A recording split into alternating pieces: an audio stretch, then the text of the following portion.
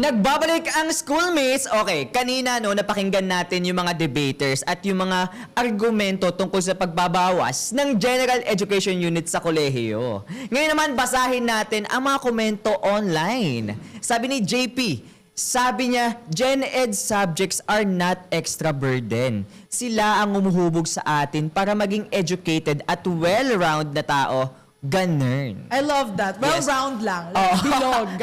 Ganun. Okay, sige. Ay, eto pa. Paborito ko to, si Sir Jai Marie. Oh.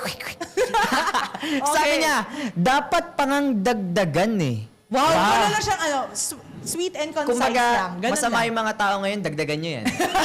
Correct. Okay. Okay. Schoolmates, patuloy na makialam at makisali sa ating mga diskusyon at debate sa pag-like and follow sa ating mga social media pages at schoolmates lamang yan. Dahil schoolmates, may pakialam ka. Love that. At sa puntong ito, atin na aalamin ang ating best speakers na nagbigay ng best at very strong arguments. Mulan mo, James, sino ang unang best speaker? Ang unang best speaker natin ay si Jonas Christopher Luzuriaga. Okay. Ito pa ang isa pang deserve ang best speaker. Siya ay si Lorraine Vicente. Congratulations, Lorraine. At syempre, dahil nga kanina, tinanong ko na to, may takeaway pa ba tayo? Ayun nga, sa sobrang laman at sobrang ganda ng diskusyon kanina, actually, ninote ko na lang para maiklian na lang yung kasi wala na, sabi na lahat eh. Oo, okay. So, eto na lang.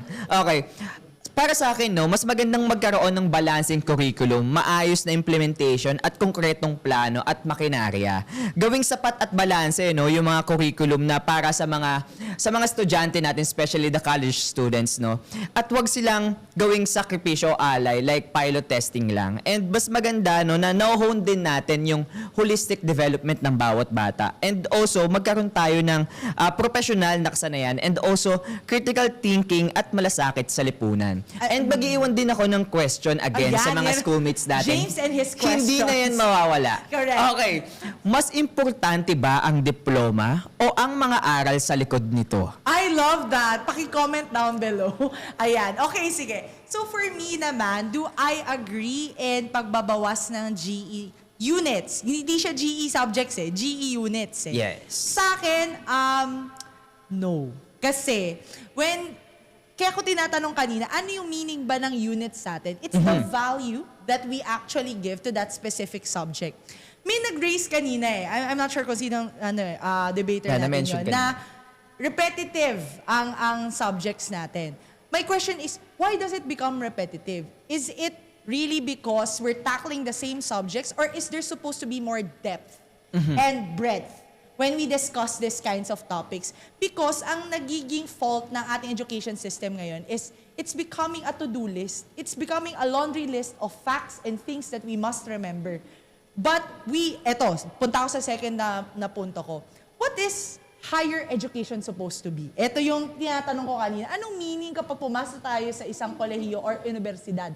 Dapat ba lumabas lang tayo bilang technical professionals? I beg to disagree. We're supposed to be critical thinkers. Right. Higher education is supposed to give you not the facts, because again, I agree. Basic education and secondary education or high school, senior high is supposed to get you covered for that. What we need to do when we enter college is that sabi nga ng educator to sa isa sa amin, nung pumasok kami na, sir, para saan ba itong pinag-aaralan namin? We as professors need to lead you to the fountain of knowledge and make you drink from it. But whatever you do with that knowledge is up to you.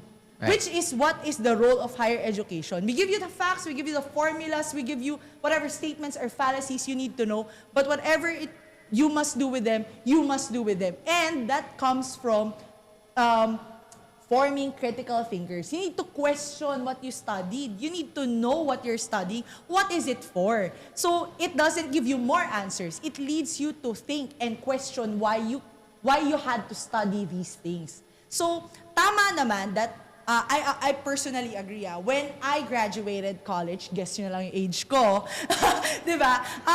When I entered the workforce, I was like, am I not supposed to have studied all of these things that I'm supposed to be experiencing right now in college?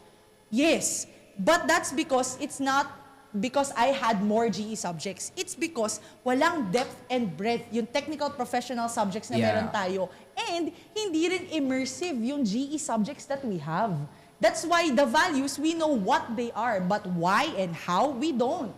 So, it's a challenge that I pose to CHED. Sorry sa CHED, I feel like these are not educators at all. Naiisip ba talaga natin ang magiging aftermath ng GE subject reduction?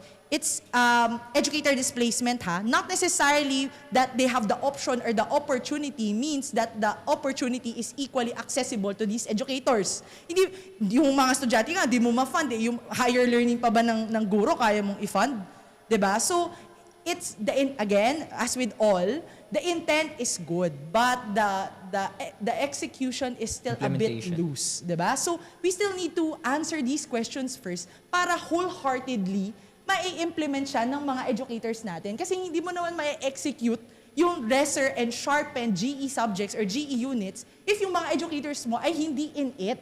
Diba? So we have Right. to be holistic, diba? It's not just the students, but the teachers that make the education much better and improved in our country. And Right. yon, with that, gusto namin pasalamatan ang BP Studios for making this debate possible. Thank you so much, BP Studios! Yes, thank you with BP Studios sa audio para Yes. marinig ang aming mga sinasabi. And of course, sa ating student debaters from PUP and Adamson Adamson University. University. Sana medyo naliwanagan kayo at ginanahan kayo, di ba, with our topic. And with that, sa bawat usapin, sa bawat issue, may boses tayong mga kabataan. Sumali, makinig at makiisa dahil ang bawat opinion natin ay mahalaga. Kaya naman, sabay-sabay nating isigaw sa buong mundo. Schoolmates, May pakialam ka!